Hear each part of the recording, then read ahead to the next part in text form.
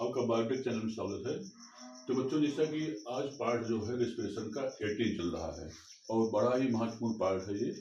लेकिन video start करने से पहले आप इस चैनल को सब्सक्राइब कर लीजिए। इससे क्या फ़ायदा होता है कि हर एक वीडियो आपके पास तक जो है वो पहुंचता रहेगा। और बच्चों, इसको जो है वो शेयर कर दीजिए। इससे क्या फ़ायदा होता है कि हर एक वीडियो जो है आपके जो परिचित होंगे उनके पास तक बच्चों जो है ये पहुँचता रहता है वो। अब आती है कि और अगर कोई क्वेरी हो तो पहले दिए गए कांटेक्ट नंबर पर आप मुझसे क्वेरी क्वेश्चन को कर सकते हैं। तो बच्चों, आज है histological structure of wall of trachea and primary bronchi. माने कि ये जो है वो जो आपके सामने डायग्राम बना हुआ है ये ट्रेकिया या इसको क्या कहते हैं, विंड पाइप कहते हैं, उसी का हिस्टोलॉजिकल स्ट्रक्चर है वो। माने इसकी क्या बोलते हैं जो है वो, इसकी हिंदी होती है उसकी संरचना होता है वो। और बहुत ही महत्वपूर्ण पार्ट है क्योंकि इससे भी चाहे बोर्ड का पेपर हो और चाहे नीट का पेपर हो, इससे बच्चों जो है वो क्वेश्चन पूछा जाता है।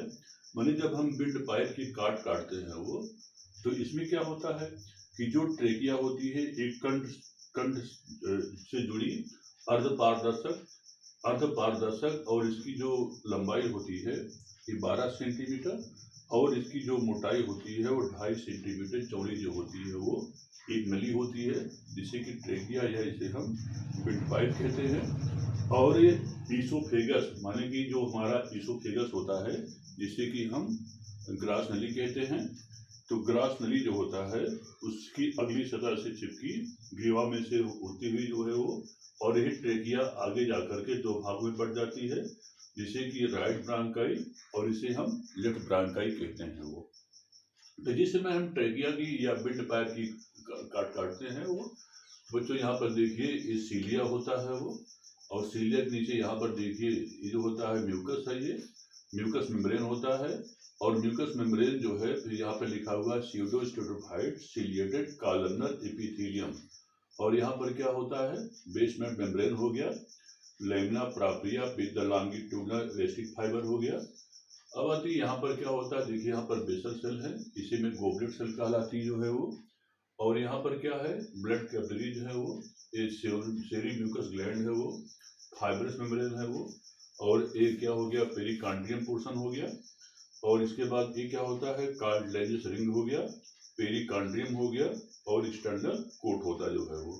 एक बार फिर रिवाइज कर देते हैं बच्चों। यहाँ पर देखिए सीलिया लिखा हुआ है, यहाँ पर गोबलेट सेल है ये, और यहाँ पर बेसल सेल हो गया, सब म्यूकोसा हो गया, और म्यूकस मेम्ब्रेन जो कि स्यूडोस्टेरोफाइट सिलिएटेड कॉलमनर एपिथेलियम है ये लिखा, बेसमेंट मेम्ब्रेन है वो, lamina propria with longitudinal elastic fibre, pericardium, cartilaginous ring, और यहाँ पर blood capillary, seromucous gland, fibrous membrane, pericardium और एक्सटर्नल कोट। यहाँ पर जो है इसके सब सारे पार्ट जो है वो ये ट्रांसवर्स सेक्शन का पार्ट है वो।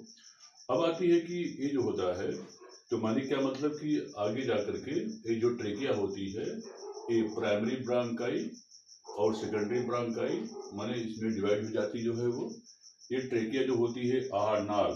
तो अब आती है कि बायां जो ब्रांकस होता है, दायां ब्रांकस जो होता है वह थोड़ा छोटा होता है लेकिन मोटा होता है, और बायां ब्रांकस जो होता है वह लंबा होता है लेकिन किंतु क्या होता है वो पतला होता है वो। तो बड़ा इंपॉर्टेंट पॉइंट होता है कि जो दायां ब्रांकस होता है वह चौड़ा होता है और छोटा होता है, लेकिन जो दायां वाला चौड़ा और छोटा होता है, जबकि बायां वाला जो होता है लंबा होता है किंतु क्या होता है वो दाएं के अपेक्षा क्या होता है ये पतला होता है बच्चों जो है ये। अब आती है कि दोनों जो ब्रांकाई होते हैं अपनी अपनी ओर के कच्छ के फेफड़ों में क्या होते हैं बच्चों, ये खुलते हैं जो है ये। अब आती है कि फेफड़ों में जो होता है जाकर आग खुल करके उसमें इंटर कर जाते जो है वो। अब आती है कि श्वासनाल एवं ब्रांकाई की दीवार जो होती है पतली अर्धपारदर्शक और 3 स्तरों की बनी होती है वो, जिसे कि हम क्रमशः इसको म्यूकोसा कहते हैं। माने कि 3 परत होती हैं। पहला होता है म्यूकोसा होता है, भीतरी चेस्टिका, इसको म्यूकोसा कहते हैं। और बीच वाला पोर्शन जो होता है सब म्यूकोसा कहलाती है। और इसके बाद क्या होता है, सबसे बाहर जो होता है वह एडवेंसिया आर्दा, उसको एक्सटर्नल हम कोट कहते हैं। माने 3 परत होता है, पहला होता है म्यूकोसा होता है, और सेकंड क्या होता है, सब म्यूकोसा होता है, और थर्ड क्या होता है, इसे हम एक्सटर्नल कोट कहते हैं बच्चों जो है वो। अब आती है कि श्लेष्मिका में सबसे भीतर गुहा के चारों ओर जो होता है एक म्यूकस मेम्ब्रेन होता है, जो कि pseudo esterified ciliated columnar epithelium की बनी होती है वो। इसी में जो होता है सीलिया होती है वो, और सीलिया क्या काम करता है कि गैसों को पास कराने में, माने कि गैसों को पास कराने माने इंस्पायरेशन, और इंस्पायरेशन में क्या करती है ये बच्चों, ये हेल्प करता जो है वो। अच्छा, अब आती है कि अगला बात करते हैं, तो इसमें क्या होता है कि जो आधार, माने कि इसका जो आधार होता है, तो आधार कला से, माने कि म्यूकस जो मेम्ब्रेन होती है, इसके नीचे जो ए वाली मेम्ब्रेन कहलाती है, इसी को क्या कहते हैं, इसको हम बेसमेंट मेम्ब्रेन कहते हैं। और इसी पर क्या होता है, देखिए 2 प्रकार के सेल, एक बेसल सेल होता है और फिर गोबलेट सेल होती है, माने कि 2 प्रकार की सेल इसमें पाई जाती हैं। तो अब आती है कि जो बेसल सेल होता है स्वयं इलास्टिक तंतुओं के बने, क्या मतलब कि एक लेमिना प्रापिया होता है। देखिए यहाँ पर लेमिना प्रापिया है, इसी लेमिना प्रापिया पर जो होता है क्या होती है, ये सदी होती जो है वो। अब आती है सब म्यूकोसा जो होती है बच्चों, क्या होती है ये सब म्यूकोसा मोटी होती है, और इसमें मल्टीसेलुलर सेरोम्यूकस जो होता है सेरोम्यूकस ग्लैंड होती जो है वो, सेरोम्यूकस ग्लैंड एवं अरेखित पेशी, इसमें अरेखित पेशी तंतु पाए जाते हैं। अब आती है वाय जो खोल होता है, इसकी जो माने कि जो एक्सटर्नल कोट होता है, एक्सटर्नल कोट भी जो होता है तंतु की संयोजी, माने क्या मतलब, जो एक्सटर्नल कोट होता है माने ये जो लेयर होता है इसको एक्सटर्नल कोट कहते हैं।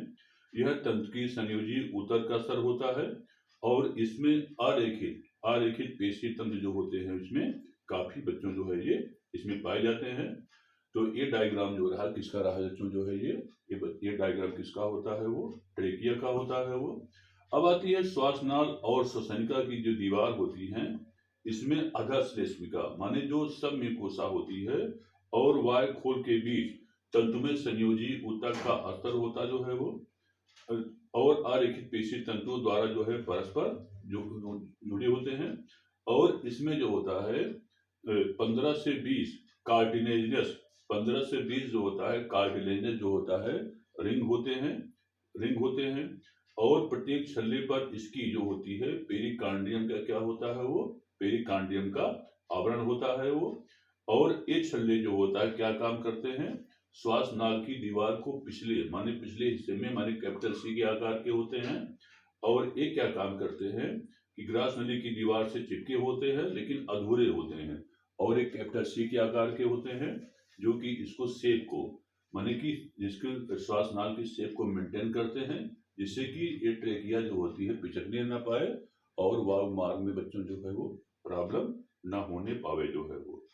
तो अब आती है कि ये जो होता है कभी कभार दूसरे श्लेष, माने क्या मतलब, कभी कभार जो होता है बाहर से दूसरे श्लेष जो होता है एक कप के रूप में स्प्यूटम, उसको स्प्यूटम या फ्लोएम कहते हैं, उसके कप रूप निकलता जाता है वो। और श्लेष्मी की जो इसके जो सिलिया जो होते हैं वो क्या करते हैं, इसको ग्रसनी की ओर बढ़ाते रहते हैं, और ये क्या होता है ग्रसनी की ओर बढ़ करके, और ये क्या काम करता है कि डाइजेस्टिव सिस्टम में पहुंच जाता है, और इसका क्या हो जाता है बच्चों, ये पाचन हो जाता है जो है वो। तो इतना रहा जो है वो ट्रेकिया या विंडपाइप के बारे में बच्चों रहा। अब अगले हम जब बात करेंगे बच्चों तो लंग या फेफड़े के बारे में बात करेंगे, और लंग और फेफड़ा जो होता है ये बहुत महत्वपूर्ण पॉइंट है, उसके बारे में डिस्कस करेंगे जो कि अगले बच्चों वीडियो में होगा, और इसको लाइक करना ना भूलिएगा। धन्यवाद बच्चों जो है वो।